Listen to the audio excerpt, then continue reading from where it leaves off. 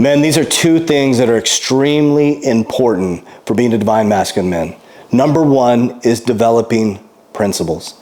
Number two is setting strict boundaries based on those principles. I've seen many people within my ecosystem set principles, but then they don't put boundaries around those principles. Let me explain.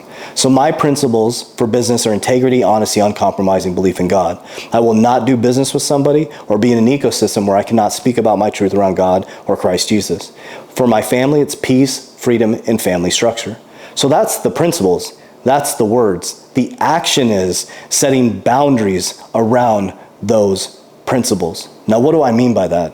It doesn't matter if you've been friends with somebody for 17 years, or they've been in your life since you were a little kid, or a high school buddy, or somebody you've worked with for a long time that you have a personal relationship with.